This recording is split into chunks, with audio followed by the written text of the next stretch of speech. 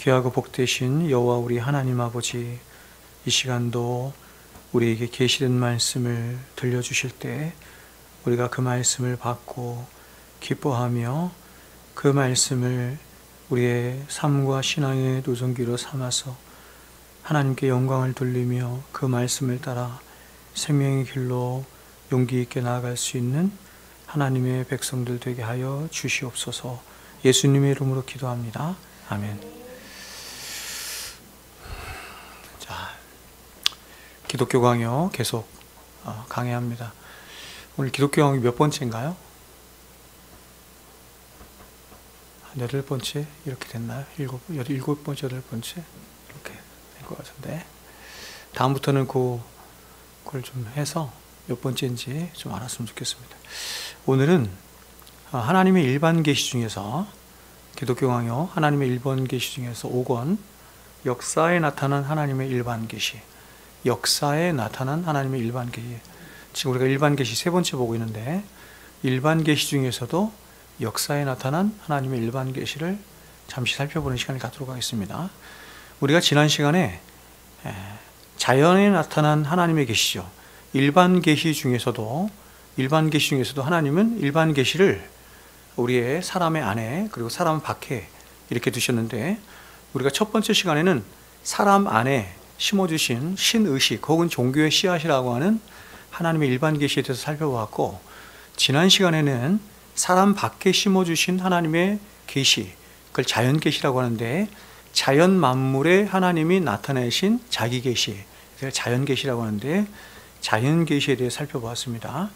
특별히 우리는 그런 자연 계시 중에서도 사람의 몸, 그러니까 천지 만물에 나타난 하나님의 계시를 먼저 살펴보았고, 두 번째는 소우주라고 할 수 있는 사람의 몸, 사람의 몸과 그리고 사람의 영혼에 나타난, 사람의 신체적인 몸과 그리고 사람의 영혼에 나타난 하나님의 계시에 대해서도 살펴보았습니다. 자, 이제 칼빈은 1권 5장 7절부터 10절까지 해서 일반 계시의 마지막 바로 역사, 이 역사를 다른 말로 뭐라고 했습니까? 섭리, 그렇죠? 섭리에 대해서 말을 하는 것입니다. 그러니까 칼빈이 계속해서 우리 안팎에 있는 일반 계시, 하나님이 자신을 드러내신 일반 계시를 쭉 말하면서 마지막으로 일반 계시를 말하는 게 뭐냐면 역사에 나타난 일반 계시 혹은 섭리에 나타난 일반 계시에 대해서 말하는 것입니다. 하나님은 역사를 통해서, 우리는 보통 이것을 일반 역사라고 하지만 이 역사를 통해서 혹은 하나님이 이루어 가시는 이 역사를 다른 말 섭리인데, 섭리를 통해서 하나님은 자신이 누구이신지를 드러내시고 나타내셨다, 이렇게 말하는 것입니다. 가장 먼저 칼빈은 하나님은 역사에 나타난 상선벌악의 원리, 이렇게 말해요. 역사에 뭐가 나타났냐면 상선벌악이죠. 그렇죠? 잘한 사람에게는 상을 주고 못한 사람에게는 벌을 주는 상선벌악의 원리를 나타냈다. 하나님께서 역사에 하나님이 주시는 상선벌악의 원리를 통해서 하나님이 어떤 분이신가 하는 것을 나타내 보이셨다. 칼빈이 이렇게 말을 합니다. 자, 들어보세요. 칼빈이 이렇게 말합니다. 두 번째 부류의 하나님의 역사하심은 일상적인 자연의 경로에서 벗어나 있긴 하나, 이건 역시 하나님의 역사 역시 하나님의 권능을 똑같이 분명하게 드러내준다. 하나님이 어떤 분이신가, 하나님의 능력과 권능을 분명하게 보여준다, 드러내 보여준다, 이러는 것입니다. 인간 사회를 이끌어 가시는 가운데, 하나님이 인간 사회를 이끌어 가시고 주관해 가시는 가운데, 하나님께서는 그의, 이번에 이렇게 말해요. 섭리로서, 이렇게 말하죠. 섭리로서 모든 사람들에게 온갖 방식으로 자비롭고 은혜롭게 역사하심으로 보여주시면서도, 역사 안에 가장 먼저 보여주신 것이 뭐냐면 하나님은 얼마나 자비롭고 은혜로우신 분이신가 하는 것을 일반 역사 속에서 보여준다는 것입니다. 동시에 이렇게 말합니다. 경건한 자들에게는 특별한 사랑을 베푸시며, 경건한 자들, 하나님을 경외하며 살아가는 자들에게는 특별한 사랑을 베푸시며, 악인과 범죄자들에게 엄하게 대하신다는 것을 분명한 증거들, 이 역사에 나타난 증거들을 통해서 날마다 하나님은 선포하신다. 악한 행동들에 대한 그의 형벌에 대해서는 의심이 있을 수가 없다. 하나님은 악한 행동들을 미워하신다. 의심할 여지가 없다. 하나님은 선한 사람들의 삶을 복으로 번성케 하시며 그들의 고통을 가라앉히시며 그들의 재난을 가볍게 하시고 모든 일에서 그들에게 구원을 베푸심으로 자신이 친히 무지한 자를 보호하시고 갚으시는 분이심을 분명히 하나님은 역사 속에 섭리 속에 나타내 보여주신다. 이렇게 말을 해요. 자, 그러면 이러한 칼빈의 이 말을 들은 어떠한 사람들은 이러한 이의 제기를 할 수 있을지 모르겠습니다. 그것은 이 세상에서 정말 그렇게 항상 상선벌악만이 같은 원리로 이 세상에서 작용하는가? 항상 상선발악이 같은 원리로서 작용하는가? 하는 질문이죠. 그렇지 않습니다. 그렇죠? 그렇지 않아요. 오히려 상선벌악이 아닌 악한 자가 더 잘되고 번성하는 일이 오히려 더 많이 있죠. 더 많이 일어나는 것을 보게 됩니다. 그래서 칼빈은 이어서 이렇게 말을 하는 거예요. 이렇게 말을 합니다. 들어보세요. 물론 악인들과 범죄자들이 한동안, 표현을 이렇게 씁니다. 한동안, 잠시 동안 벌을 받지 않은 채 의기양양에 있도록 허용하시는가 하면, 하나님이 그걸 잠시 허용하신다 이렇게 말하는 거예요. 허용하시는가 하면 동시에 의로운 자들에게 갖가지 환난을 허락하셔서, 오히려 의로운 자가 환난을 받네요. 그것도 하나님이 허용하시는 거예요. 환난을 허락하셔서 이리저리 흔들도록 하시고, 표현이 참 그런데 이리저리 흔들도록 하시고를 지금의 현대로 바꾸어서 이야기하면 이렇게 말할 수 있어요. 하나님이 그러한 것들로 사람들을 시험하시고, 심지어 불경한 자들의 악행과 불의로 인하여 괴로움을 당하게도 하시지만, 그러나 그렇다 할지라도 하나님의 변함없는 의로우심은 결코 흐려지지 않을 것이다. 하나님의 공의하심은, 하나님의 변함없는 의로우심은 결코 흐려지지 않고 변함없다. 이렇게 말하는 거예요. 즉 칼빈은 잠깐 일상에서 악한 사람들이 잘 돼요. 악한 사람들이 잘 되고 또 그들이 번성하는 것처럼 보이는 이유는 바로 하나님이 그들을 잠깐 동안 그렇게 되는 것을 허용하셔서 사람들로 하여금 뭐 하신다? 흔들어서 시험한다는 것입니다. 특별히 믿는 자들에게 어떻게 시험하세요? 악한 자들이 번성하는 걸 보면서 마음이 흔들려. 그래서 그 사람들이 가지고 있는 믿음이 진짜인가 하는 것을 시험하신다 이렇게 말한다. 그러나 하나님의 공의로우심은 변함이 없으셔서 반드시 선악간에 심판하신다 이렇게 말하는 것입니다. 자, 시편 73편 우리가 같이 한번 펴보겠습니다. 시편 73편, 이에 대한 유명한 말씀인데 73편 한번 보겠습니다. 아삽의 시인데요. 자, 1절부터 제가 쭉 읽어 내려가겠습니다. 좀 길지만 좀 봅니다. 하나님이 참으로 이스라엘 중 마음이 정결한 자에게 선을 행하시나 나는 거의 넘어질 뻔하였고 나의 걸음이 미끄러질 뻔하였으니. 세상에서 일어나는 어떤 일 때문에 내 마음이 넘어질 뻔하였고 미끄러질 뻔하였다 이러는 것입니다. 그러면 그 일이 뭐냐면 그 다음부터 설명하는 거예요. 이는 내가 악인의 형통을 함을 보고 오만한 자를 질투하였음이로다. 세상 사람, 여기서 악인은 하나님을 알지 못하는 사람들을 말하는 거예요. 하나님을 알지 못하는 세상 사람들이 너무 잘되고 번성하는 것을 보면서 내가 질투하였다, 심히 시험에 빠졌다 이렇게 말하는 것입니다. 그들은 죽을 때에도 고통이 없고 그 힘이 강건하며, 그렇죠? 아니 평소 때는 그래요. 번성하고 잘 되는 거 좋아. 근데 마지막까지도 고통이 없어.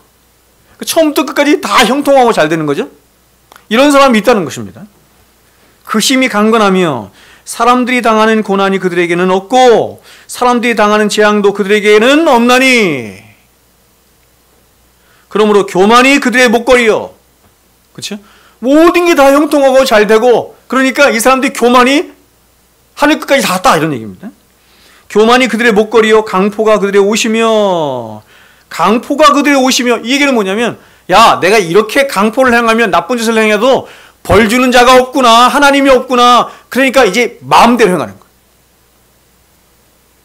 살찜으로 그들의 눈이 솟아나며 그들의 소득은 마음의 소원보다 많으며, 그들은 능욕하며 악하게 말하며 높은 데서 거만하게 말하며, 못 봐주겠죠? 그들의 입은 하늘에 두고 그들의 혀는 땅에 두루 다니도다. 그러므로 그의 백성이 이리로 돌아와서 잔에 가득한 물을 다 마시며 말하기를, 이렇게 말해요. 하나님이 어찌하랴 지존자에게 지식이 있으랴 하는도다. 그죠? 하나님을 무시하고 하나님은 없다 하며 그렇게 자신의 마음대로 살아간다는 것입니다. 쭉 건너뛰어서 16절부터 보겠습니다. 16절부터는 이렇게 말해요. 내가 어쩌면 이를 할까 하여 생각한지 그것이 내게 심한 고통이 되었더니, 그러니까 이런 악인이 잘 되고 선한 사람이 잘 안 되는 거, 이런 것 보면서 굉장히 고통을 받은 것 같아요, 이 시인이. 근데 17절에 이렇게 말합니다. 하나님이 성소에 들어갈 때야, 하나님의 성소에 들어갈 때야 그들의 종말을 내가 깨달았나이다. 하나님의 성소에 들어간 때는 언제예요? 죽고 나서 심판받을 때죠. 심판받을 때야 비로소 저들이, 악한 자들이 하나님께서 반드시 갚으시고 심판하신다는 것을 내가 깨달았나이다. 이렇게 말하는 거예요. 주께서 참으로 그들을 미끄러운 곳에 두시며 파멸에 던지시니 그들이 어찌하여 그리 갑자기 황폐하였는가 놀랄 정도로 그들은 전멸하였나이다. 그렇죠? 하나님은 반드시 심판하신다는 것입니다.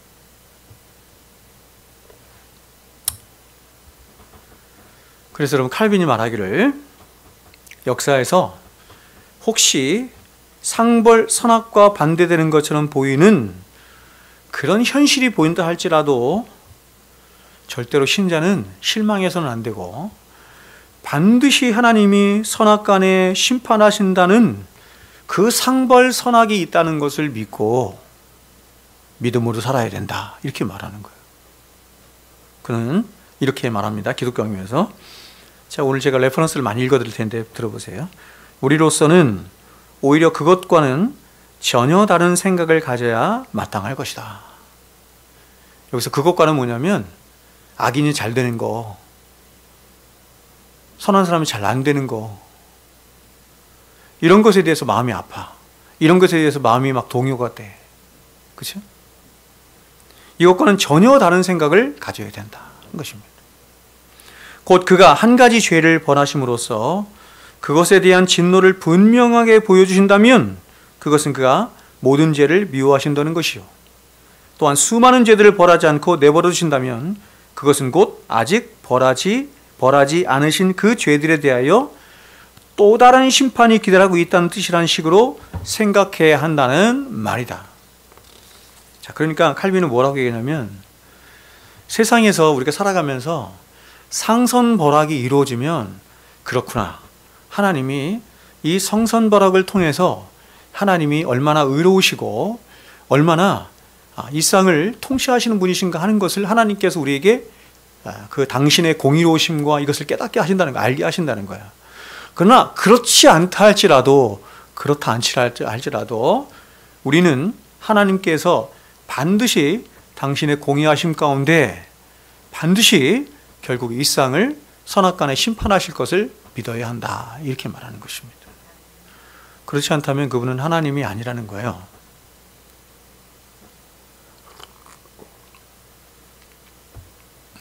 그래서 칼빈이 말하기를 하나님은 언제나 공평하신 하나님이시고 상선벌악을 반드시 이루시는 하나님이시기에 역사에서 불공평한 현실이 있는 것은 반드시 뭐가 있다는 증거이기도 한다면 내세가 있다는 증거이기도 한 것이다, 이렇게 말을 하는 거예요. 그래서 이어서 이렇게 말을 해요.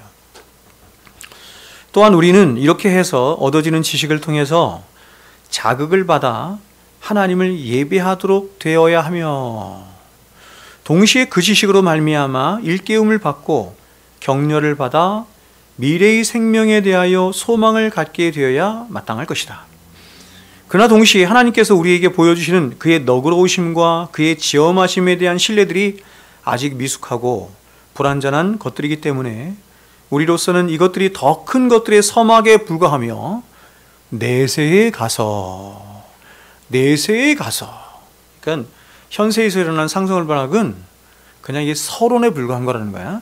내세에 가서 비로소 그것들이 완전하게 드러나게 될 것이라는 사실을, 하나님의 선악간에 심판하실 것이라는 사실이 완전하게 드러나요. 언제요? 언제요? 우리가 죽고 난 후에 그렇게 된다는 것입니다. 생각해야 한다.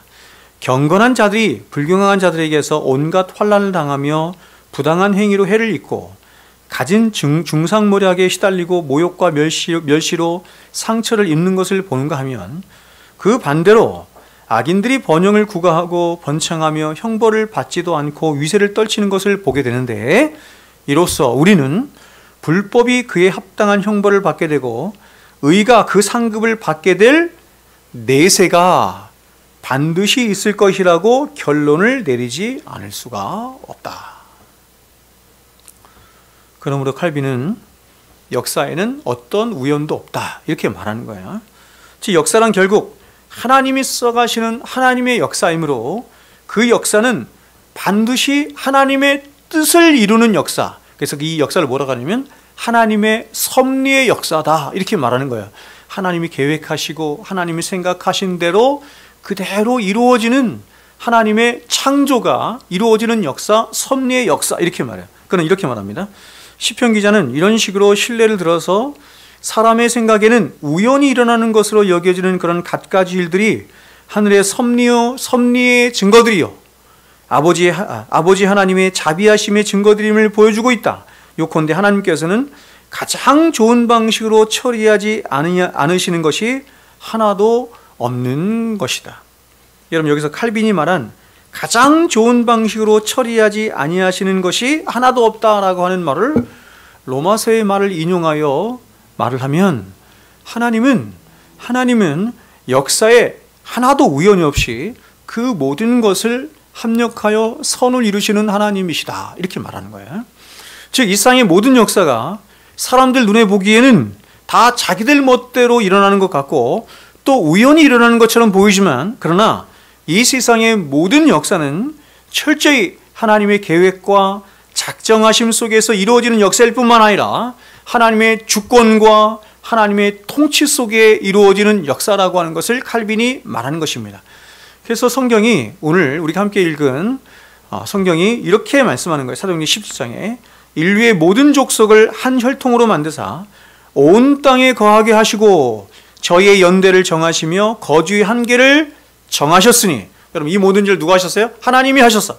즉 이 세상에 나라가 세워지기도 하고 나라가 망하기도 하며 또 나라들의 크기와 그 경계가 정해지는 것, 그리고 한 나라의 대통령이 세워지고 나라의 경제가 잘 되기도 하고 못 되기도 하고 인간의 하는 모든 흥망성쇠가 다 결국 무엇이냐면, 사람의 눈으로 보기에는 자기들끼리 싸우고 자기들끼리 다투고 자기들끼리 전쟁해서 그렇게 세상의 힘과 힘의 논리에 따라서 그렇게 정해지는 것 같지만, 사실은 그 모든 것 또한 하나님의 통제 아래에 있는 것이며, 또 하나님은 이러한 열방의 역사들을 통해서 과연 하나님이 누구이시며 또한 하나님이 어떤 분이신가 하는 것을 이런 인간에 있어지는 모든 역사를 통해서 하나님이 말씀하신다, 이렇게 말하는 거예요. 그래서 칼빈은 역사란 하나님이 어떠한 하나님이신가 하는 것을 나타내는 가장 중요한 하나님의 계시이다, 이렇게 말하는 거야. 하나님의 계시가 너무 많죠? 우리 주일날도 뵀지만 하나님의 이름 자체가 계시요, 하나님의 이름으로도 계시하고 이름도 굉장히 다양하죠? 그 많은 이름으로 하나님이 누구이신가 하는 것을 나타내세요. 하나님 우리 안에 종교의 씨앗을 심어주셔서 그것들 통해서도 계시하시고, 우리 바깥에 온 천지 만물에 있는 모든 자연 만물을 통해서도 하나님이 당신을 보여주시고, 우리 신체를 통해서도 우리의 영혼을 통해서도 보여주시고, 마지막으로 역사를 통해서도 하나님이 당신을 나타내 보여주시고. 제가 지난 시간에도 주일에도 말했지만, 이런 것을 통해서 하나님이 인간을 사모하시고 인간을 향한 하나님의 이 집념, 얼마나 하나님이 당신을 인간들에게 나타내시기를 원하시는가, 당신을 알리시기를 원하시는가 하는 것을 우리는 얼마든지 알 수 있는 거야. 이 계시를 통해서. 자, 이제 우리가 다음 시간부터 이제 특별 계시를 볼 거예요. 이것도 모자란 거예요. 이 일반 계시가 안 되니까 하나님께서 특별 계시를 주시는 거예요. 하나님의 집념이 특별 계시를 통해서 나타나는 거예요. 끊임없이 자신을 알려주세요. 왜 알리시려고 해요? 하나님이 왜 당신을 우리에게 알리시려고 해요? 알아야 하나님을 예비하니까, 알아야 하나님을 경외하니까, 알아야 하나님의 영광을 위해 살 수 있으니까, 하나님을 알아야 우리가 참되게 살 수 있으니까. 하나님을 알지 못하고는, 우리가 이중지식을 통해서 배운 것처럼 하나님을 알지 못하고는 우리를 알 수 없어요. 하나님을 알지 못하고는 세상을 알 수가 없어요. 하나님을 알지 못하고는 인생이 뭔지를 알 수 없어요. 그래서 끊임없이 하나님이 알려주시는 거예요. 그럼 이렇게 말합니다. 칼빈은 따라서 하나님을 찾아가는 가장 온전한 방법, 또한 가장 적절한 순서는 대담한 호기심은 누가 갖고 있어요?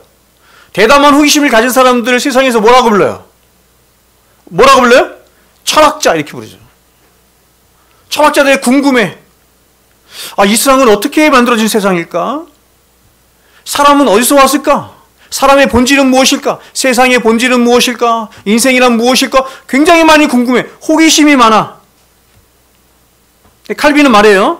이러한 대단한 호기심으로 하나님의 본질에까지 뚫고 들어가서 조사하기를 시도하는 것이 아니라 그런 것으로는 안 된다는 거예요. 호기심으로 안 된다는 것입니다. 알 수 없다는 거예요. 그래서 가르쳐서 이렇게 말해요. 하나님의 본질은 세심하게 탐구할 대상이 아니라 찬송하여야 할 대상이다. 그죠? 하나님의 본질은 세심하게 탐구할 대상이 아니라 찬송하여야 할 대상이다. 그죠? 그가 친히 우리 가까이 친근하게 다가오시고, 우리가 하나님을 알 수 있는 방법 말하는 거예요. 하나님이 가까이 친근하게 다가오시고, 또한 이런 점에서 자기를 스스로 전하시는 바, 그의 역사하심 속에서 우리는 그를 바라보는 것이다. 하나님이 자신을 끊임없이 드러내시고 나타내시는데, 우리에게 가까이 친근하게 다가오셔서 자기를 보여주시고 나타내시는데, 특별히 뭐를 통해서? 역사하심 속에서, 역사하심을 통해서 우리에게 자신을 나타내시기 때문에 우리는 세상의 역사를 통해서 하나님을 볼 수 있어야 된다. 이렇게 말합니다.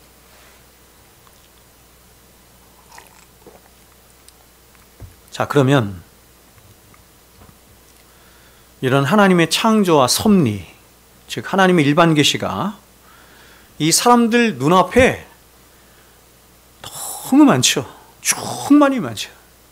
너무 찬란하게 분명히 펼쳐져 있음에도 불구하고 사람들이 그 하나님이 주신 일반 계시를 통해서 하나님을 보지 못하고, 그래서 하나님을 예배하지 못하는 이유가 무엇입니까? 이것을 이렇게도 말할 수 있죠. 하나님이 주신 일반 계시가 갖는 한계가 과연 어떤 것입니까? 또한 그 하나님의 일반 계시가 한계를 갖도록 한 이유가 무엇입니까? 하나님은 일반 계시를 통해서 로마서 1장 20절에서 말한 것처럼 저희가 핑계치 못할지니라 할 정도로 우리 인간이 일반 계시만을 가지고도 하나님을 충분히 알 수 있도록 그렇게 핑계치 못할 정도로 주셨음에도 불구하고 일반 계시가 그런 계시의 역할을 하지 못하게 된 이유가 무엇인가? 이에 대해서 칼빈이 뭐라고 하냐면 그것은 인간 안에 있는 죄 때문이다. 이렇게 말을 하는 거예요. 인간의 죄로 말미암습니다. 자, 우리 앞에서 5장 3절, 3장과 4장을 통해서 봤죠? 1권 3장과 4장을 통해서 일반 계시 처음 봤어요. 사람 안에 있는 신의식. 신의식을 통해서도 우리는 하나님을 얼마든지 알 수 있는데 신의식을 통해서 하나님을 알지 못하게 됐어요. 그것의 원인도 뭐라 그랬어요? 칼빈이 죄 때문이다. 죄가 사람 안에 있는 신의식, 종교의 씨앗을 어떻게 했어요? 부패시키고 질식시켰다. 하나님 몰라요. 근데 마찬가지로 바깥에 있는 일반 계시도 마찬가지예요. 자연 계시, 역사, 이 모든 것들도 뭐 때문에 하나님을 보지 못하게 하느냐? 인간의 죄 때문이다. 이렇게 말합니다. 자, 그럼 이렇게 말합니다. 창조에 나타난 하나님의 증거가 우리에게 큰 유익을 주지 못하는 것은 하나님의 창조에 나타난 하나님의 증거가, 하나님의 계시들이 너무나 우리에게 큰 유익을 주지만 근데 유익을 못 줘요. 우리에게 큰 유익을 주지 못하게 된 이유가 뭐냐면 인간의 죄로 인한 인간의 생각의 마음의 우둔함과 둔감함 때문이다. 주께서 자기 자신과 자기의 영구한 나라를 그의 역사하심의 거울 속에 그렇게도, 그렇죠? 자기의 영구한 나라를 그의 역사하심의 거울 속에 그렇게 명확하게 표현하고 계심에도 불구하고 우리는 너무나도 우둔하여 그 분명한 증거들에 대하여 갈수록 무디어지고, 그리하여 그 증거들이 아무런 유익도 주지 못하고 그냥 흘러가고 있는 것이다, 이렇게 말을 해요.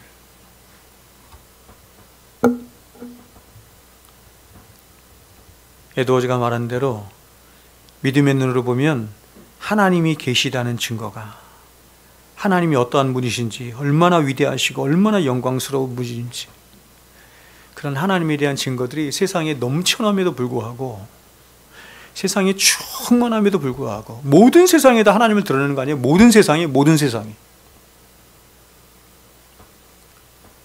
그런데도 사람들은 하나님을 알지도 못할 뿐만 아니라 하나님을 로마서 1장 말씀대로 예배하지도 않고 감사하지도 않고 오히려 우상 숭배를 하며 하나님을 대적해요. 그것은 사람 안에 있는 죄가 사람의 마음을 둔감하게 하고 우둔하게 해서 하나님을 알지 못하게 할 뿐만 아니라 혹시 하나님을 안다 할지라도 하나님을 왜곡되도록 알게 하며 하나님을 향한 적의를 일으켜서 하나님을 미워하게 하고 하나님을 대적하도록 하기 때문이다, 이렇게 말하는 거죠. 죄가 가진 가장 실행적 목표 중에 하나가 뭐냐면 적의예요. 적의라는 말은 뭐냐면 하나님을 대적한다, 이런 말이에요. 소극적으로는 적의는 하나님을 떠나게 하는 것이고, 그러니까 죄의 목적은 그거예요. 하나님과 갈라서게 하는 거예요. 그렇죠? 이사야 59장에서 말한 것처럼 너희 죄가 하나님과 너희 사이를 내었고, 이렇게 말하는 것처럼 우리 안에 있는 죄가 가진 가장 궁극적인 실효적인 목표는 뭐냐면 하나님과 우리 사이를 내는 거예요. 소극적으로는 뭐냐면 하나님을 떠나게 해. 하나님을 떠나게 해요.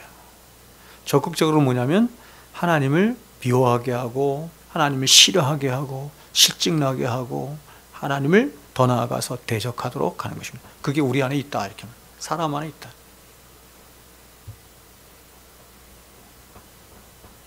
그러므로 칼빈은 말하기를 사람들은 죄로 말미암아 하나님이 주신 일반 계시를 똑바로 보지도 못할 뿐만 아니라 그 죄로 말미암아 하나님의 계시를 왜곡하죠.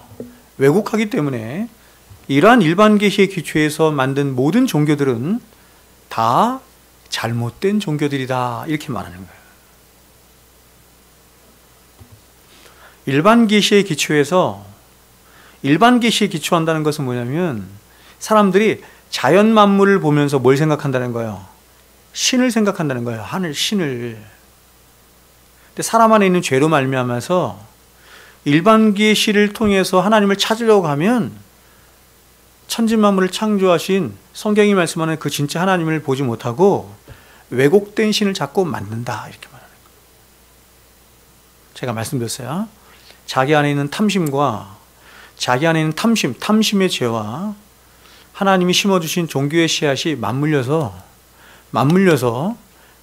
신을 만들거나 혹은 자신 안에 있는 죄와 사람 밖에 있는 일반 계시가 맞물려서 신을 만드는 거예요. 그게 종교예요. 다 왜곡되죠. 하나님을 바로 모르죠. 그럼 먼저 5장 13절에서 이렇게 말을 해요.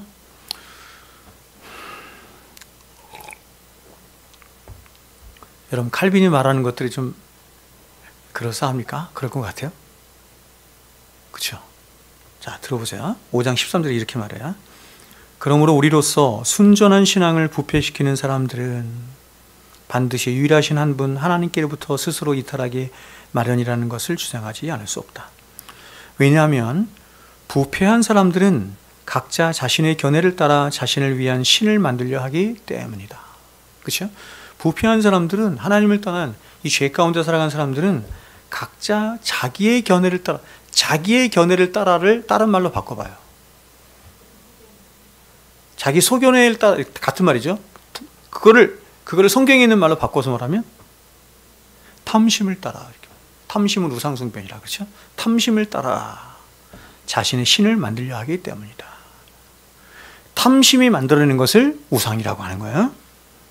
요컨대 비록 모든 사람이 다 심각한 악행들을 범하거나 노골적인 우상숭배에 빠진 것은 아닐지라도, 그렇죠? 노골적으로 그렇게 하지 않는다 할지라도, 그죠? 사람들의 공통적인 믿음에만, 그죠? 사람들의 공통적인 믿음에만 근거하여 세워진 종교는, 공통적인 믿음이라고 하는 것은 이게 옛날 말이고 칼빈이 쓰는 언어가 있기 때문에 이게 좀 이해하기 어려운데, 사람들의 공통적인 믿음에만 근거하여, 이건 뭐냐면 사람들이 자연계시에 근거해서 가지려고 하는 믿음, 이렇게 말하는 거예요. 세워진 종교는, 거기에서 세워진 종교는 결코 순전하고 온전할 수가 없는 것이다.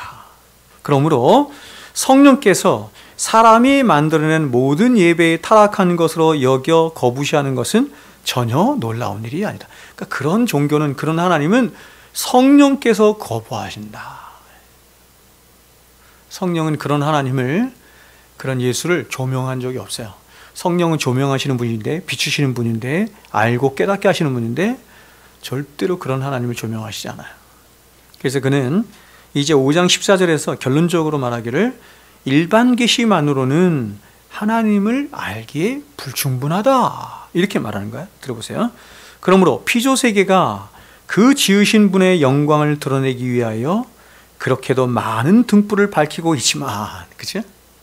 그렇게 많은 등불을 밝히고 있지만 우리에게는 그 모든 것이 그저 헛될 뿐이다. 그 등불들이 그 밝은 빛으로 우리를 온통 적셔주고 있음에도 불구하고, 있지만 그것들 자체로서는 결코 우리를 올바른 길로, 하나님께로 인도할 수가 없는 것이다. 그래서 이제 칼빈은 5장 13절에서, 5장 15절이죠.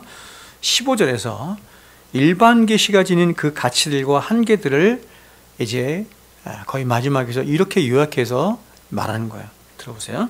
그러나 사람이 자기 마음에 놀랍게 심겨져 있는 바 하나님을 아는 지식의 씨앗을 부패시키고 그리하여 그 씨앗이 선하고 순전한 열매를 못하게 만든 책임이 있지만, 동시에 피조물들이 하나님께 영광을 돌리며 찬란하게 드러내는 그런 단순한 증언만으로는 우리가 절대로 충족한 교훈을 얻을 수 없다는 것도 지극히 사실인 것이다. 충족한 교훈이란 진리에 이르는 걸 말하는 거죠. 왜냐하면 사람은 우주를 바라보면서 신적인 것을 조금 맛본 후에 곧바로 참되신 하나님을 무시해버리고, 일반 계시를 통해서 하나님을 조금 아는 것 같지만 곧바로 하나님을 무시해버리고, 그 하나님 대신 우리 머리에 떠오르는, 이렇게 하죠. 아주 정확하게 말해요. 우리의 머리에 떠오르는 거예요. 머리에 떠오르는 걸 다른 말로 바꿔봐요. 자기가 꾸며낸, 자기가 상상하여 만들어낸 신.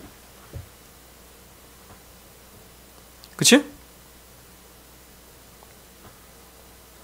리차드 도킨스가 말한 The Delusion God. 그죠? 리차드 도킨스 아시죠? 제가 여러 번 말씀드렸죠. 그 진화론자가 그 The Delusion God, 사람이 만들어낸 신, 기독교가 말하는 하나님을 사람들이 만들어낸 신, 이렇게 말하는데 칼빈은 그게 아니라 세상에 있는 모든 종교가 말하는 신은 사람이 만드는 The Delusion God이다, 이렇게 말하는 거예요. 실제로 존재하시는 하나님은 어떤 하나님이에요? 성경이 말씀하는 그 유일하신 성삼위 일체 하나님이시죠.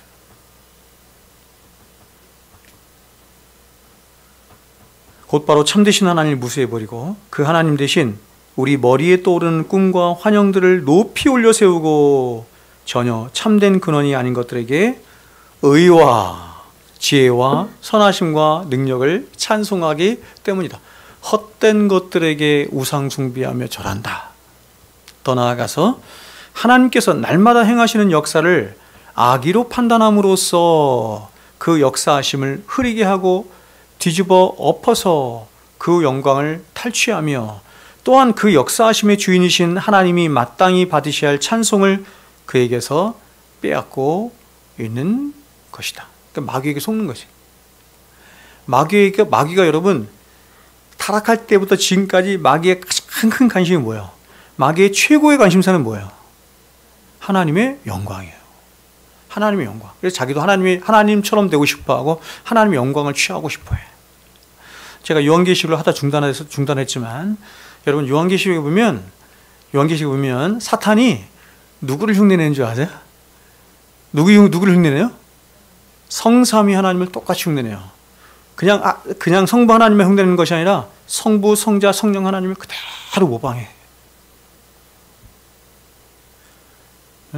그의 평생의 욕구야. 하나님을 흉내내서 하나님처럼 되는 거예요. 그래서 인간에게도 계속해서 사탄이 유혹하고 시험하고 꼬드겨서 하는 일이 뭐냐면 로마서 1장에 이렇게 말하죠. 썩어지지 아니하는 하나님의 영광을 썩어질 금수와 사람의 형상으로 바꾸었느니라.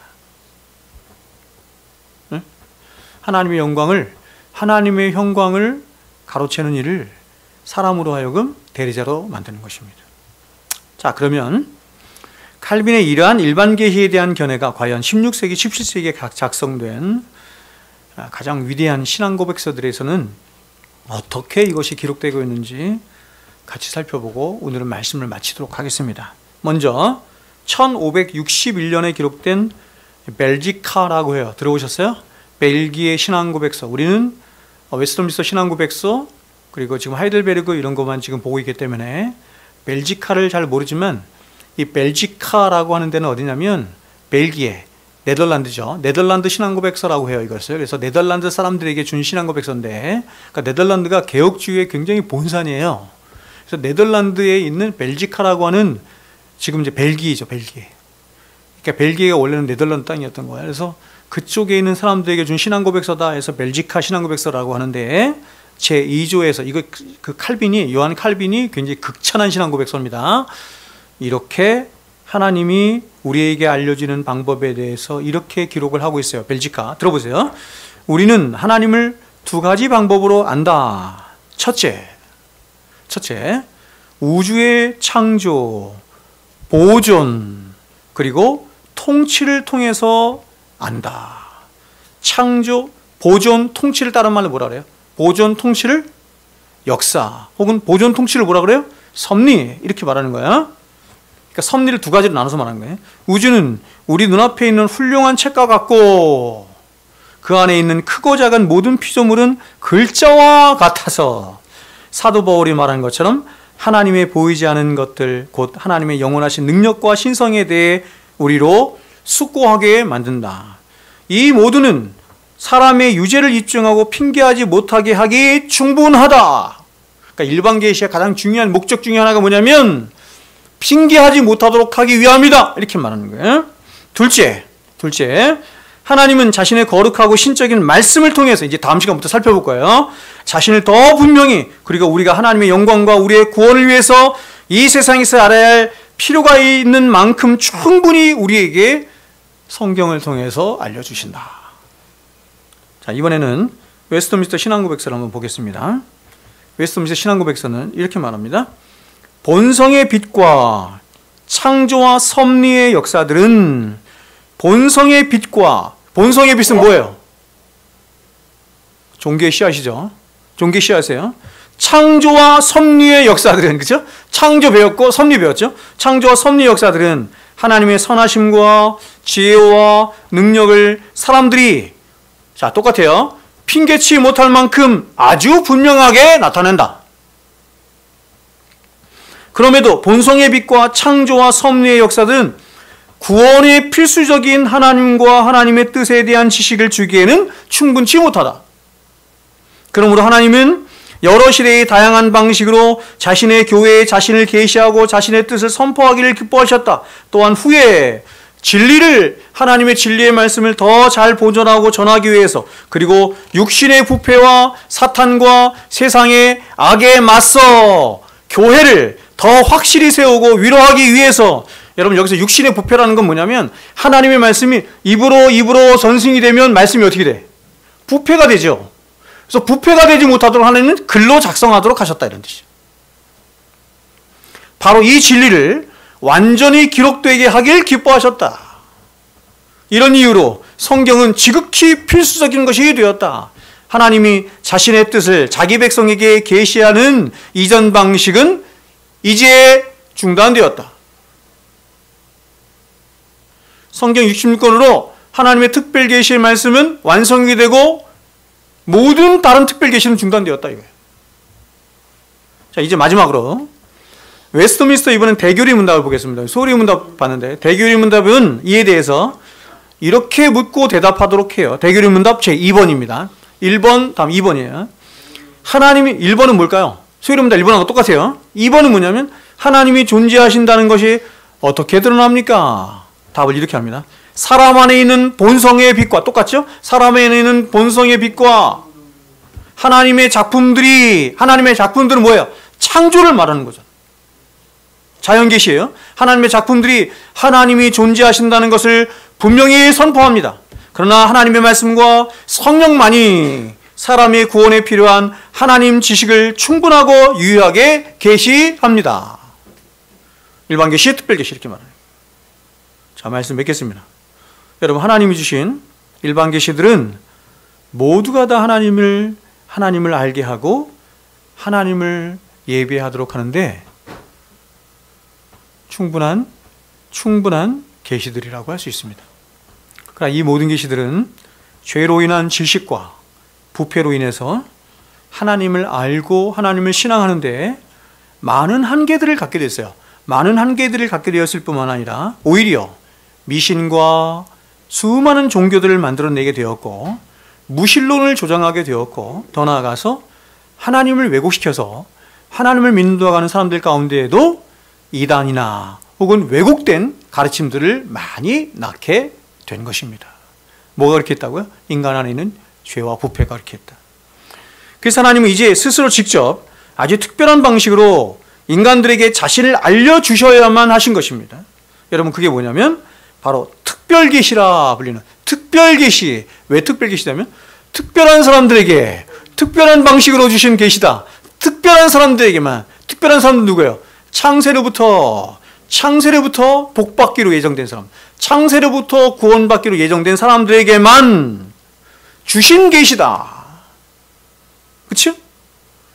그래서 이 계시를, 이 복음을 뭐라고 하냐면 복음의 비밀이다, 계시의 비밀이다 이렇게 말해요. 이게 보아도 볼 수가 없고 알려고 해도 알 수가 없어. 다른 박질한다고 해도 다른 박질한다고 해도 이룰 수가 없어. 하나님이 알려주셔야 돼. 특별한 사람들에게만 특별한 방식으로 특별한 사람들에게 특별한 성경 계시의 방식으로 특별한 성령을 통하여 알려주셔야 되는 것입니다. 그래서 벨직 신앙고백서는 거룩하고 신적인 말씀을 통해 자신과 구원에 관한 지식을 자신의 백성들에게 더 분명히 알려주신다라고 말한 것이고, 또한 대교리 문답은 오직 하나님의 말씀과 성령만이 사람의 구원에 필요한 하나님의 지식을 충분하고 유효하게 계시하십니다. 이렇게 말하는 거예요. 자, 이제 일반 계시 끝났어요. 다음 시간부터는 이제 특별 계시가 들어가는 것입니다. 네? 그래서 여러분, 기독교 신앙은 어디서부터 시작해요? 계시로 시작하는데 계시는 일반 계시하고 특별 계시 하시는데 일반 계시로 하지 않고 뭐로 한다? 특별 계시로만 하는 거예요. 특별 계시. 하나님이 우리에게 특별 계시 주신 것은 성경밖에 없어요. 성경. 구약 시대에는 하나님이 특별 계시로 주신 것이 성경 말고도 여러 가지가 있었는데 지금은 모든 계시는 종결됐고 특별 계시 종결됐고 성경 66권만이 하나님의 특별 계시로 주어졌다. 우리는 이것을 통해서만 믿는 거예요. 다음 시간부터 제가 나눌 거예요. 성경에 기록된 대로, 다시 말하면 성경에 기록된다는 말을 다른 말로 바꿔볼게요. 하나님이 우리에게 알려주신 대로, 하나님이 우리에게 알려주신 하나님을 알고, 하나님이 우리에게 알려주신 예수님을 알고, 하나님이 우리에게 알려주신 구원론을 우리가 우리의 구원론으로 확신하고, 하나님이 우리에게 알려주신 교회를 우리가 세우고, 하나님이 우리에게 알려주신 종말대로 세상이 갈 것을 믿어요. 그게 참된 신앙이에요.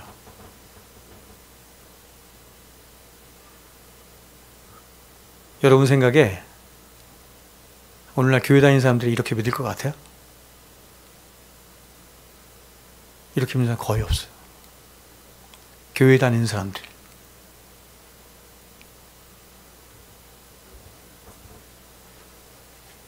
제가 교회를 개척하고 실제로 많은 사람들을 만나보니 부목사 때는 굉장히 좀 갇혀서 그랬는데 개척을 하고 나서 실제를 보니 이게 너무 심각해.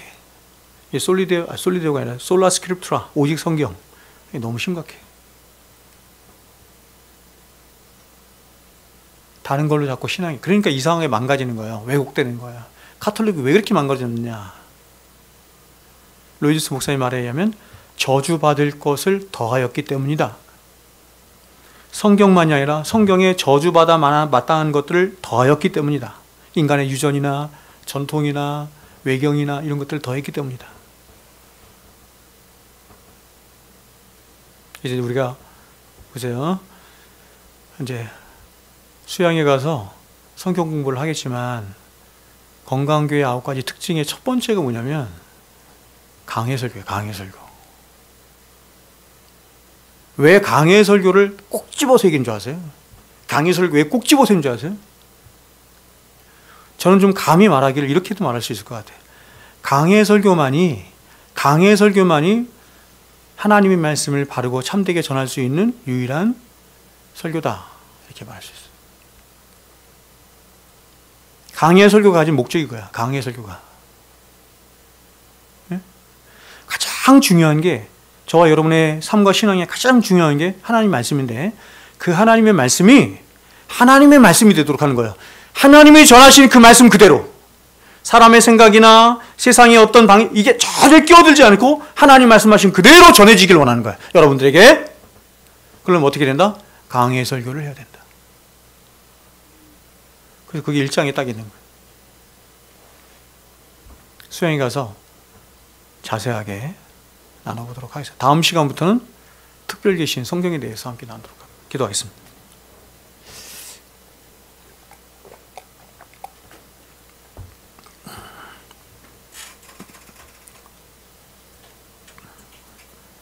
하나님, 여러 시간을 통해서 하나님께서 얼마나 많은 방식과 얼마나 많은 루트를 통해서 우리에게 하나님 당시를 나타내시고 보여주신지 배웠습니다. 믿음의 눈을 들어서 보면 천지에 하나님이 계시다고 하는 증거가, 천지에 하나님이 어떤 분이라고 하는 증거들이 충만히 면면이 하나님 그렇게 흐르고 있습니다. 아버지 하나님, 우리에게 은혜를 주시고 믿음을 주셔서 눈을 들어서 하나님의 살아계심을 보게 하여 주시옵소서. 특별히 다음 시간부터 우리가 특별 계신 성경을 우리에게 배울 텐데 하나님의 이 귀한 말씀이 얼마나 고결하고 얼마나 능력이 있으며 얼마나 하나님 자신을 대변하는 것인지를 알고 깨닫게 하여 주시옵소서.